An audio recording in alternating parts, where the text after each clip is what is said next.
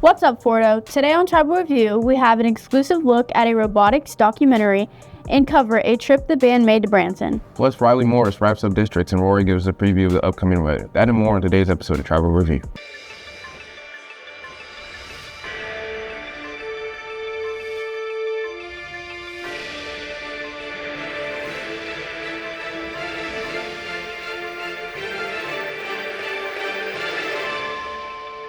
Hey Fort, welcome back to Tribal Review. I'm Ariana Webb. Now I'm Cameron Harris, and today is Friday, May 23rd, 2025, and here's what you need to know at Fort Up.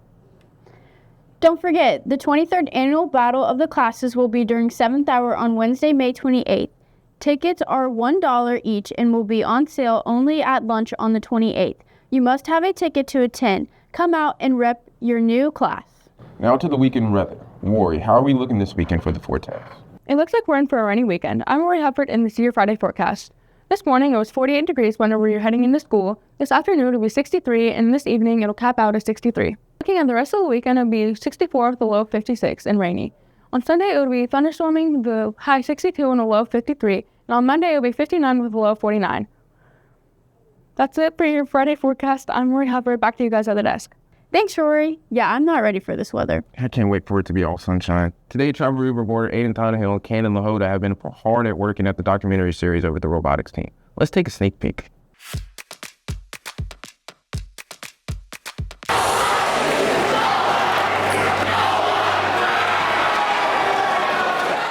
The Fort Osage Robotics team, 58-1 CTC Inspire, had a great season, but it didn't come without its struggles, with the team wanting to work as one and the tedious task of rebuilding intakes. This is a documentary about the highs and lows of their season. This season, especially at the beginning, I guess it was a little bit more intimidating coming into this, especially with the seniors that had just graduated before we got to this actual season. It did seem a little bit daunting to go into this next season, but actually being able to participate with the people that I am in programming and being able to do outreach, being able to do everything, I know now that those people have grown a lot more as people, and I know that they're definitely going to be able to contribute within the next few years of robotics, especially during programming. I've seen a lot more people improve in what they actually started off knowing and what they know now, and honestly it's been a crazy experience seeing everybody just grow like that, and it's so inspiring because I know whenever I joined the team and I didn't really know anything about robotics at all. I joined in because I wanted to know more about it, and that was something that I was always interested in, but it was never anything that I actually had the ability to delve into. And so I know that's the same thing with a few of the people here, which is completely fine. That's okay. Robotics is somewhere where you have that environment and people are really making the right choice by joining robotics in order to be able to pursue that passion. And so I know within the next few years these people are going to grow into amazing people and be able to use all the experience that they have here in robotics and take that into their next engineering journey afterwards. Even though they'd make drastic changes to the robot, they were still able to push through the challenges and find confidence in those struggles. Honestly, from the very beginning, I knew this robot was going to get us places. I had very high confidence being a programmer on the team. I was able to see really just how the robot was able to perform. We were able to kind of see what level it was at kind of before the competitions, and even before then, I knew we were going to be able to achieve great things with this. Even after we made a few changes to our robot after our first competition, after we qualified for Worlds, it just got even better. The only thing we were able to do was improve. Coming off of a Worlds visit 2 years prior and a strong showing last year, this season they had high expectations. These expectations allowed them to push harder. Last year was pretty successful. Obviously, we hadn't gone to Worlds like we did the year previously, but we were coming off a pretty successful season. We were confident. We had a lot of rising seniors and juniors that were really competent. They knew what they were doing. They had so much more experience than I did. And kind of looking at launch day, even before we started building on the robot, there were so many ideas. There was a lot of potential, and you could see it. You could feel it in the team that we were ready to do something big. Specifically Adam, who's a cornerstone of our build team, had this as his senior year. This had to be his magnum opus. This had to be what he ended on. And I think that he was ready to leave it on the highest note he could. Initially, no. Going into Central Missouri, despite our success, that success was more about, us managing to do well despite a couple pitfalls, a couple struggles. After Central, we made such drastic changes to the robot.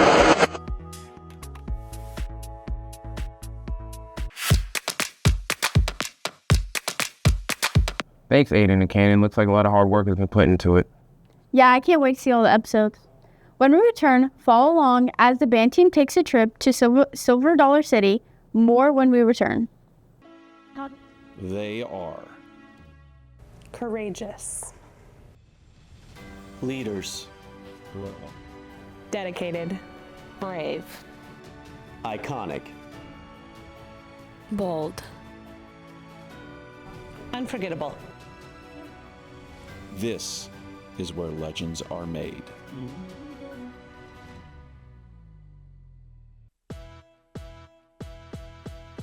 Rudy Bear's Brazilian Jiu-Jitsu is a mixed martial arts gym located in the historic Westport district of Kansas City, Missouri.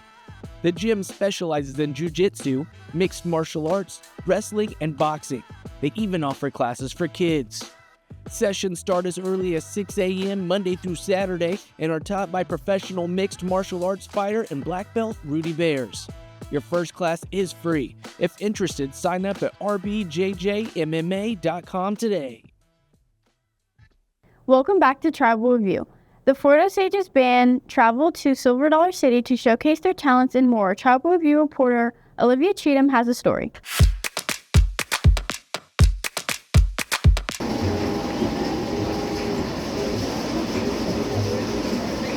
Every 2 years, the band fundraises to go on a trip together. This year, the band went to Branson, Missouri. Percussionist Corbin Dunlap feels that he would like to go see the sights again. Definitely go to the Stampede because that was awesome. And I would not mind going to Silver Dollar City again for sure. While at Branson, the band went to the Dolly Parton Stampede, played at a showcase, and had fun at Silver Dollar City within 2 days that they were there. Low brass player Asher Wines believes that the transition between the activities was smooth. Well, the Dixie Stampede to the showcase part wasn't that bad. We got to go to the hotel in between, so that was pretty fun. And the showcase at Silver Dollar City, kind of frantic, but it was nice to talk to the people I was sitting next to before we went there. The band played 2 pieces at the Branson showcase, Amazing Grace and A Creative Voice. Oboe player Aiden Tannehill found the whole experience to be fun and enjoyable. The Stampede was really cool. That's the first time I've ever experienced something like that. Yeah, that was the first time I've ever experienced something like that, and I really enjoyed it. And going from it to, what was it, the showcase, that was fun. I'm just glad we were able to put on a strong concert for our seniors that are not going to be with us next year. They're not dead. Okay, yeah. But Branson was cool. I enjoyed it. I think that the Branson trip was a lot of fun and a really great experience for the band. This has been Olivia Cheatham reporting for Tribal Review. Thanks, Olivia. I'm glad we got to catch up on that. Yeah, better late than never. It looks like time is expiring on the clock. Spring sports are heading to districts. Riley, how is the postseason play shaping up? With spring sports coming to a close, I'll have all your scores and highlights on which teams are wrapping up their season versus who's moving on through the postseason. Fort Osage's Parent Education Program helps to establish positive partnerships between home, school, and the community, and plays a vital role in supporting families and children from the very beginning towards school readiness. A trained parent educator provides personal visits with families to promote early learning, knowledge, and understanding of important developmental milestones. Periodic screenings increase parents' understanding of their children's developmental progress, as well as inform them of any possible delays. Early intervention for identified concerns help improve school readiness for young children. This program is a free program offered by the Fort Osage School District. Requirements are: families must reside in the Fort Osage School District, and families must be expecting a child or have one or more children under the age of 5. If you or anyone you know are interested, please call 816-650-7490 to enroll today.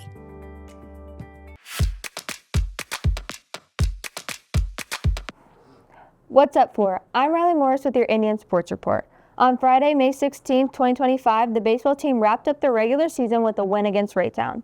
The Indians defeated them 17-2. They entered the first round of districts against Rockbridge, but lost 2-12. On Thursday, May 16, 2025, the women's soccer team played their final regular season game against Raytown and won 9-1. Then on May 20th, the girls headed to Smith Cotton for the first round of districts, but lost 1-6. Tomorrow, the track and field team head to Blue Springs High School for sectionals. Good luck to everyone competing. Well, that's it for the Indian Sports Report. I'm Riley Morris. Ariana and Cameron will have more news after the break.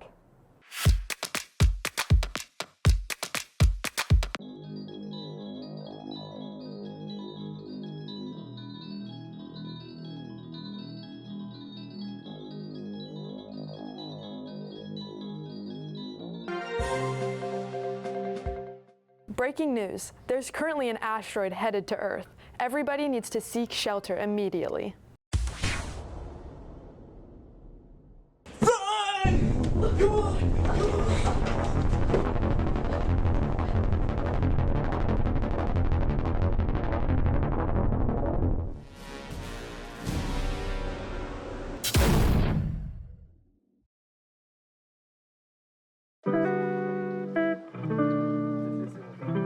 Tammy Sue's is a community-based upcycle mercantile shop on 309 South Hudson Street, Buckner, Missouri. This is the perfect community-based place to get all the decor and accessories you could ever want. Tammy Sue's has a wide variety of items for yourself, home, gifts, and others. Tammy Sue's includes soaps, earrings, outside decor, inside decor, flowers, and much more. All these unique items come at an affordable price just for you. Tammy Sue's also offers a variety of make-and-take classes. Come to Tammy Sue's Upcycle Mercantile, where new meets old. Come shop today. Welcome back, Photo Sage. We highlight the CTC's wonderful construction program and how a regular day looks. Julie Olvera and myself cover the program brick by brick.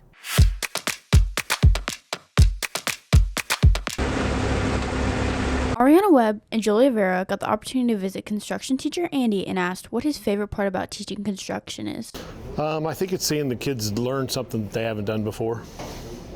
You know, they get in this class and a lot of them haven't used any of the tools that they get to learn in here and see them get real good at doing the tools and work. We asked student Laura Reese what her most interesting project is. The house behind me, building a playhouse, it was the biggest project I've done. A lot of times we'd split into different groups, which was nice. We got to work on our skill levels, and first year students got to do a lot of stuff, while the second year students got to do different activities. We asked senior Mason Hill what his biggest challenge has been for the past 2 years. I'd say teamwork, to be honest.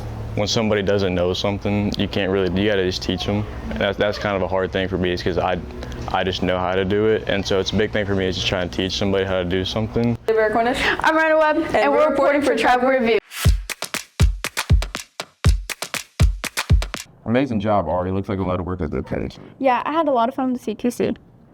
Congratulations to Supa Yates, Photo Sage High School student who was named the Outstanding Performer in Lead Role Tier 1 at the Blue Star Awards at Starlight Theater. Is your teen learning how to drive? Join us for Fort Impact, a free program designed to help parents navigate Missouri's graduated driver license law and support their new drivers with confidence on June 25th, 2025. For more information, visit Fort Osage Virtual Backpack. Class of 2026, save the date. Senior photos for the yearbook and graduation magazine will be taking place this summer. More information will be coming. However, save the dates of June 3rd through the 5th. She has finally returned, librarian Lindsay Thompson. She uncovers another attic treasure. Hello, and welcome to the last attic treasure of the 2024-2025 school year. This year I do not have a book to show you, but I do want to tell you about some opportunities that you have to continue reading this summer. Mid-Continent Public Library is a really great resource. They have a reading challenge for high school students, and we have 2 Mid-Continent options within our school district. There's one in Buckner, and there's one in Farview, across from Sunfresh. Barnes & Noble has a reading challenge where you can earn free books. Pizza Hut even has a reading challenge that you can sign up online and get a free pizza. You can also visit a couple of independent bookstores in our area. Read and Rooted is a really beautiful bookstore filled with plants and lots of opportunities to get a coffee and read some books. And that's in Blue Springs downtown. And then River Runner is a really great independent bookstore in Lexington, Missouri. However you choose to read, I hope that you continue doing so and that you read something great this summer.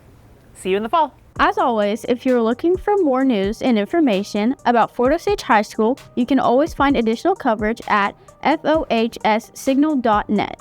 There you will find stories about students and activities of the school. So check it out today. Well, that's it for today's show. I'm Cameron Harrison. I'm Roy Hubbard. I'm Riley Morris. And I'm Ariana Webb. Thanks for joining us today. Be sure to tune in next week.